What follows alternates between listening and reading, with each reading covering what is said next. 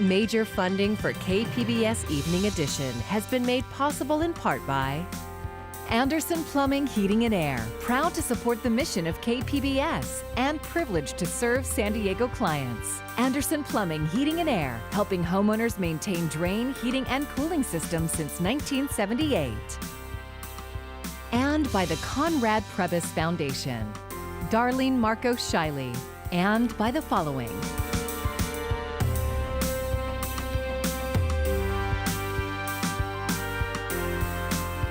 And by viewers like you.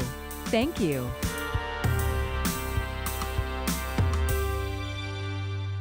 Good evening. It's Friday, June 19th. Thank you for joining us. I'm Maya Trabulsi.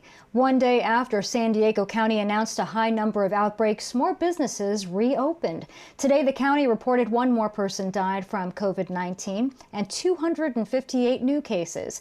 For now, health officials are pausing any future reopenings. They say it's because people are not wearing face coverings while around others. KPBS reporter Matt Hoffman says officials are counting on businesses to help enforce the rules. Some places are taking extra precautions. Here at Urban Mo's and Hillcrest, not only are they requiring face coverings, they're even taking everyone's temperature. Personally, I don't think I can live with myself if we didn't take those extra steps and one of my staff got sick or one of my guests got sick and ended up in the hospital, or even worse, didn't make it. Restaurants have been allowed to reopen their dining rooms for about a month, but after multiple outbreaks involving eateries and other businesses, the county now says they're going after bad actors. We will be looking to increase enforcement on folks who are egregious violators of what is happening. Officials are counting on businesses like restaurants to enforce guidelines like spacing tables apart and making sure people are wearing face coverings. While most are complying, not everyone is. We're adamant about it, and we have masks for people. So, you know, if they forget their mask and they still want to come in, it's great. But it's usually at night is when we're seeing the influx of folks that just don't want to wear the mask or follow the rules. I talked with a couple restaurant owners off camera who think it should be up to customers to decide whether or not they should wear a face covering.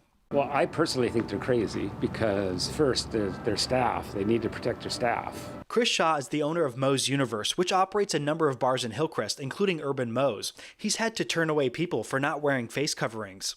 I'm really glad that the governor announced that it is mandatory to wear face coverings everywhere.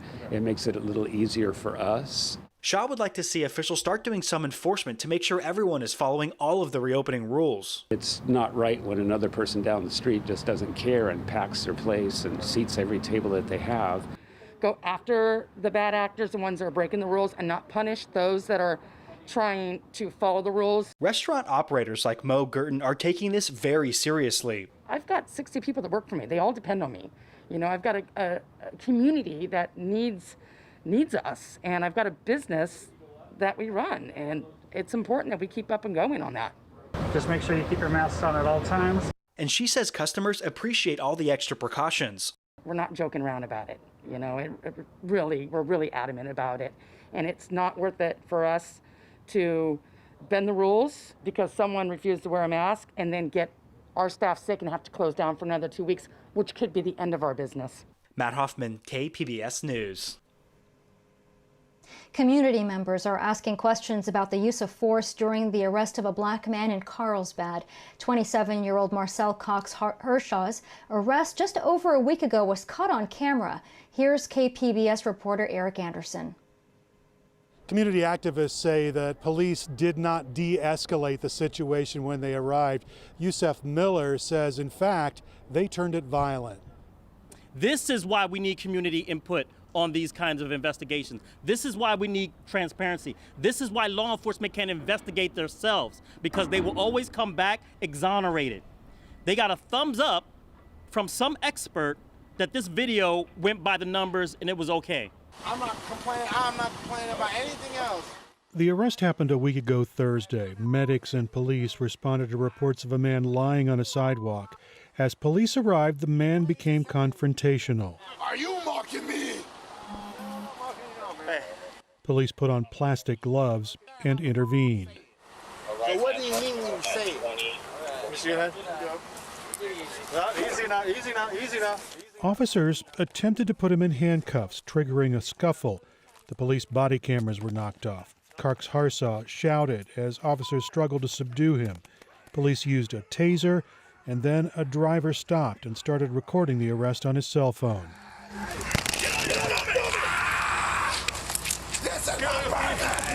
Once handcuffed, an officer held Cox Harshaw's head to the sidewalk.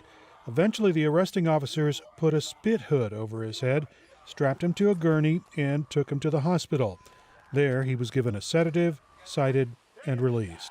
Community activists are calling on the Carlsbad Police Department to do better. They want to see police de-escalating situations like these. All lives matter. Black, white, brown. But when there are senseless killings and injustices of black men disproportionately, black lives matter. Carlsbad police said in an email release that they have done numerous de-escalation training events in recent years, and they say it's an important part of their community policing policy. Eric Anderson, KPBS News.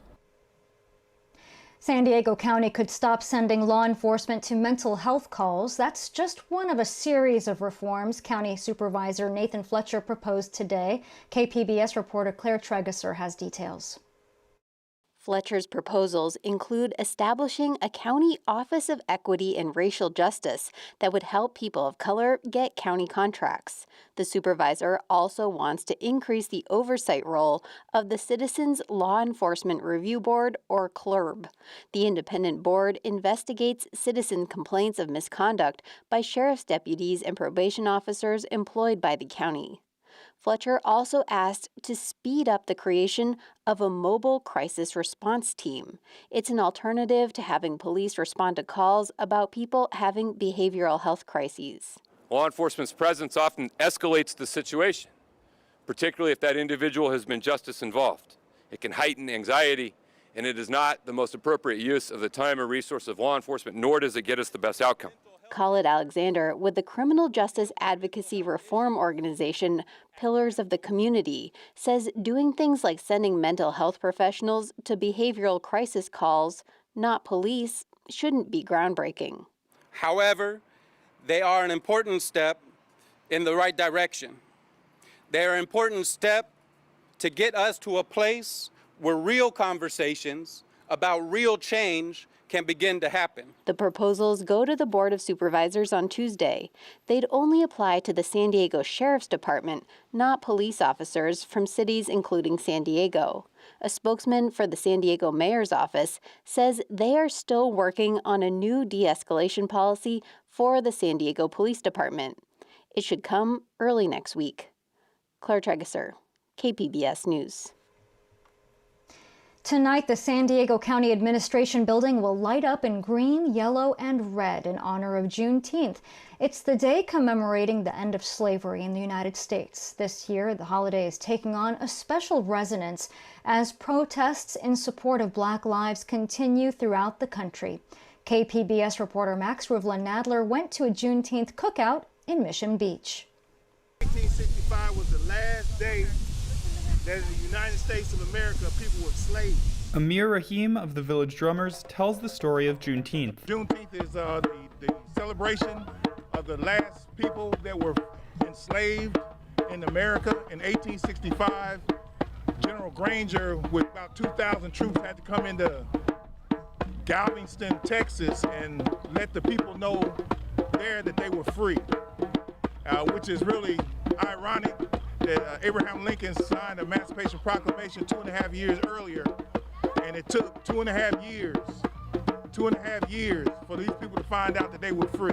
This first ever Juneteenth cookout featured drumming, singing, games, and a donation-based barbecue. We're celebrating the people. We've been marching and protesting and advocating for Black lives and everybody who's in the community. So we've just put this event on. Peterson is Alfred Alongo's niece. Alongo was killed by an El Cajon police officer in 2016. No charges were filed against the officer. This year's Juneteenth comes amidst a renewed reckoning with this country's long history of racial violence. Think about it, in the high school education system, you aren't given the opportunity to take a Black history class until college. And if you are a Black student and you say something that is not in line with your teacher, you may get an F on a test when you're speaking truth. Right. And that's what I experienced, and a lot of Black people have experienced in the education system. The foundation plans to make the cookout an annual event. Pride. Enjoyment, a chance to celebrate with each other. We can't be close, but we can be together. It's still a time for celebration and to be safe out here, so that's all we come out to do. To have a good time. And remember what got us here, our ancestors. Till victory is won. Max Nadler, KPBS News. Many Christians are familiar with the Stations of the Cross, 14 events in the Passion of the Christ. On this Juneteenth, the 14 Catholic dioceses across California have joined together to create the Stations of the Cross virtually. KPBS reporter John Carroll shows us a gesture by the church to confront racism head on. It's often called America's original sin, racism. And it's found in every corner of this land. Sadly, San Diego is no exception. A branch of the KKK flourished in San Diego early in the last century. Its headquarters was in North Park. We are standing on the original site of the Ku Klux Klan headquarters in San Diego, from which was launched in the 1920s a campaign of terror against African American and Hispanic residents. The auxiliary bishop of San Diego's Roman Catholic Diocese, John Dolan, says the killing of George Floyd was the precipitating event that led to the virtual stations. We've been down this road before, and it's obvious that just addressing it when tragedy strikes, when people are killed, when massacres occur, that is not enough. It certainly isn't a proclamation of the gospel. Other sites chosen in California are as tragic as San Diego's KKK site in Riverside, where Tyisha Miller was shot and killed by police in 1998. But there are stations that are also about hope. In Orange County, the site of the first school in the state to desegregate. Bishop Dolan says this moment is also an opportunity for the church to atone for its own failings when it comes to racism. And then replace that with a sense of communion, which begins with listening, dialogue, and love, charity at its core. The end goal of the virtual Stations of the Cross is to create a document that will be shared with all Catholic churches in the state later this year, giving them guidance on the way forward, the way out of racism in all its forms. Each group at each station ended with their own prayer. The Los Angeles group included these words: "Empower us to create a new way forward with a new sense of community that embraces and celebrates the rich diversity of all." Words from people of faith that can certainly be embraced by all of us. John Carroll, KPBS News. In a complete turnaround, the Navy will not reinstate the popular captain of the USS Roosevelt. The Navy's decision comes after an investigation which criticizes Captain Brett Crozer's role fighting the military's worst outbreak of the coronavirus. Chief of Naval Operations Admiral Michael Gilday announced today Crozer would not return to the carrier, even though he himself had once recommended it. Had I known then what I know today, I would have not made that recommendation to reinstate Captain Crozier. Moreover, if Captain Crozier were still in command today, I would be relieving him. Gilday says the investigation shows Crozier was slow to get sailors off of the ship in Guam. Nearly a quarter of the San Diego-based crew tested positive. The weather is warming up across the county as we head into next week. Jeff Cornish has your weekend forecast.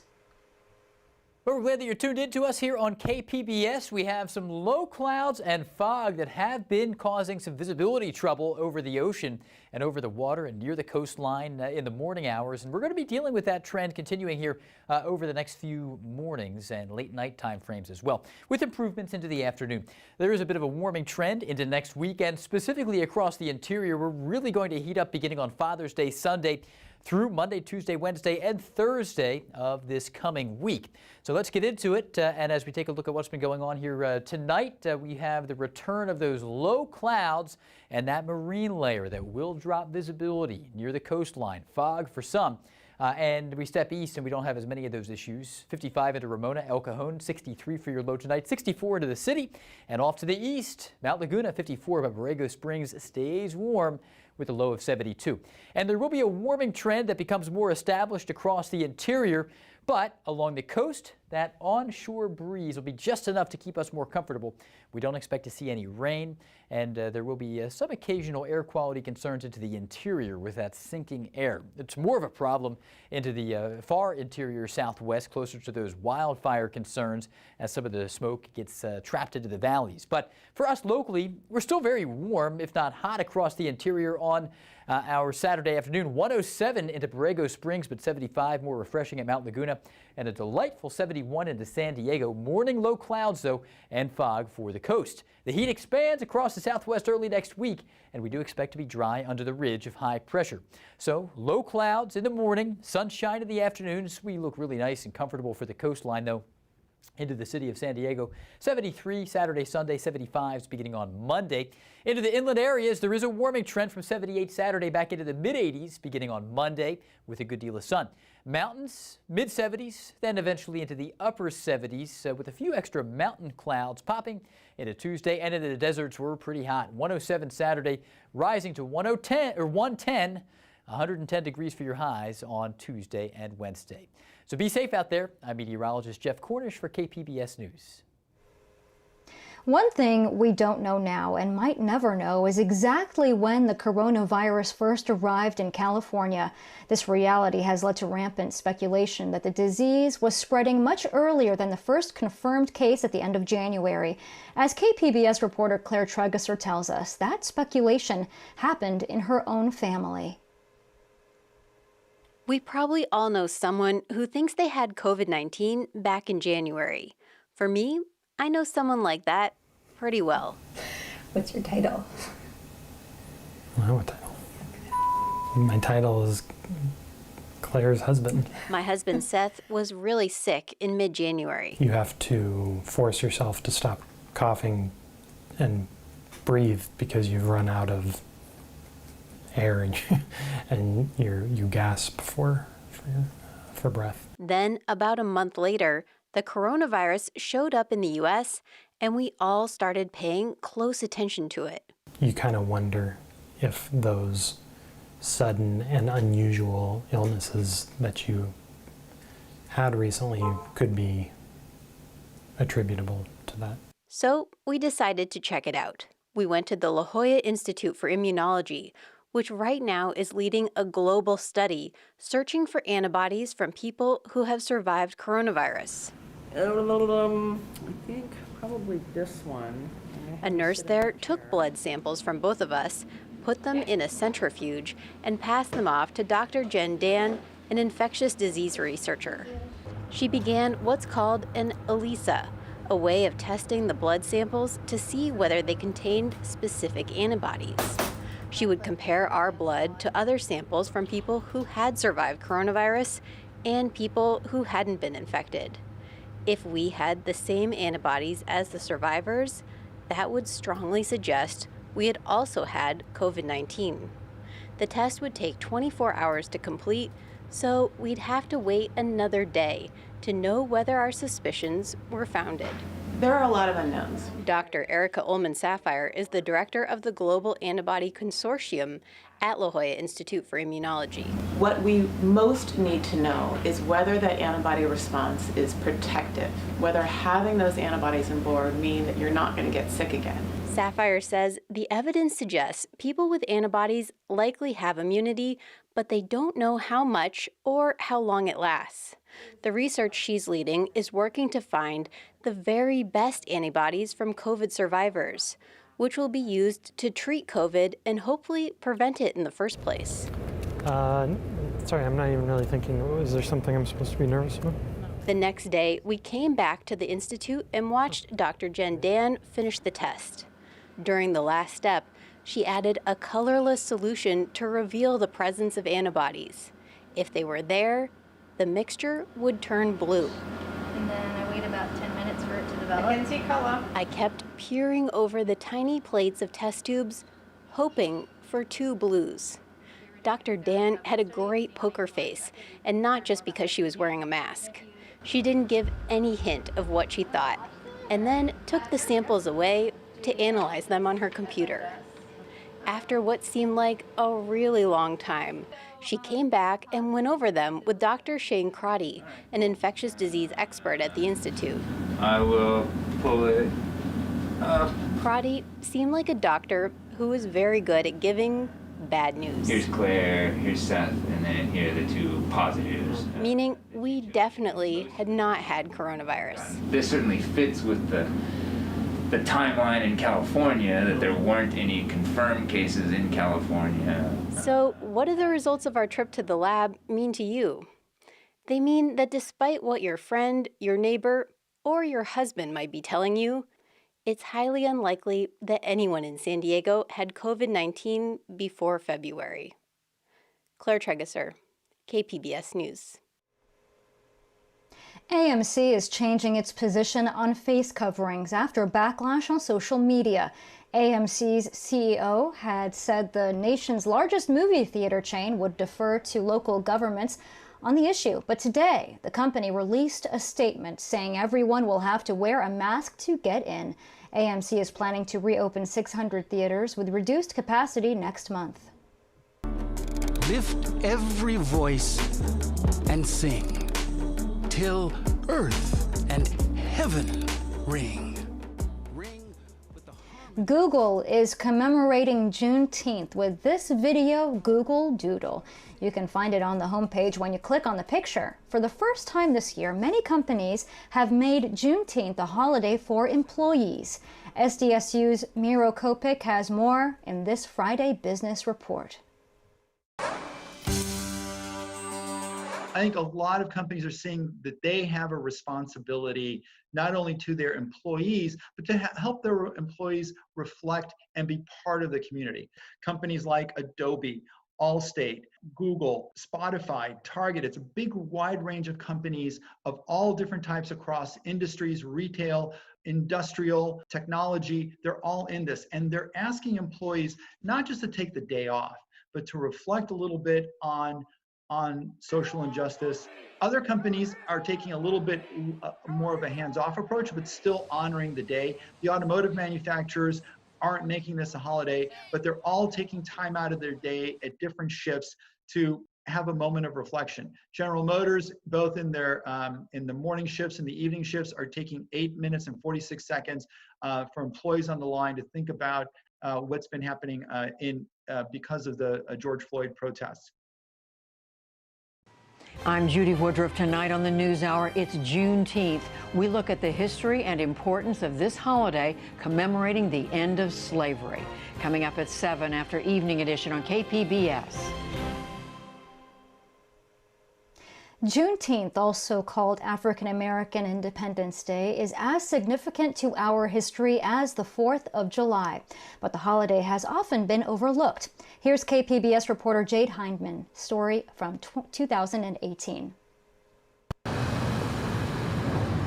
San Diego's only African museum sits right on Columbia Street in Old Town. Yes, it used to be a house and now it's a museum. Professor Chuck Ambers is the curator and executive director. I finance this out of my own pocket. And nestled in these walls is 6,000 years of African world history. In this room, we find a slice of African American history known as Juneteenth. This involves an absolute equality of rights and the rights of property. The words from Order Number 3 were read from a balcony in Galveston, Texas, somewhere between the 13th and 19th of June, 1865. That's when Union troops finally made it across the country to Texas, took over, and announced the total emancipation of the 250,000 slaves being held there.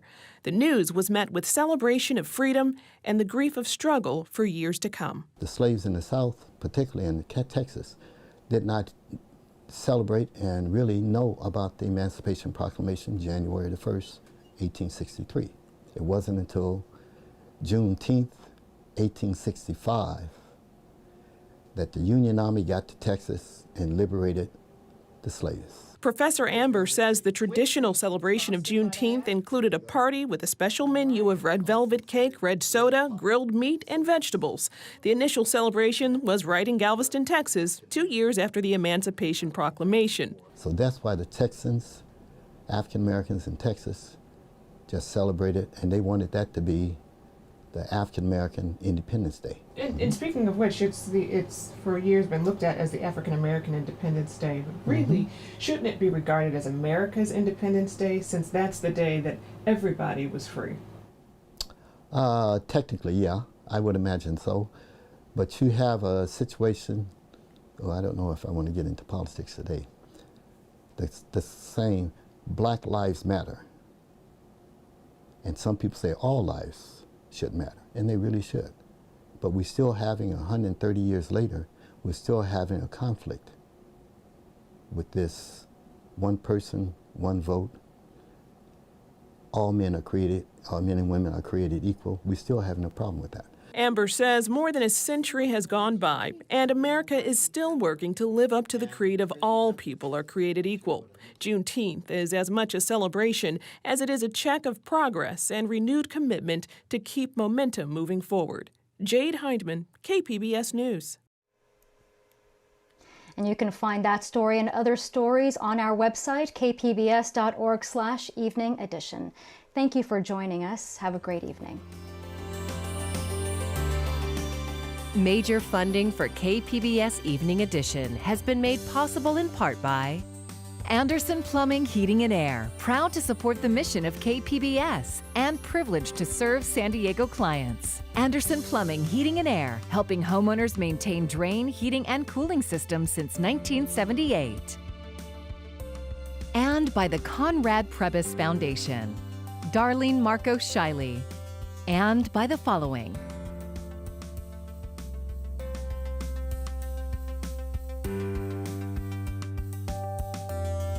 and by viewers like you. Thank you.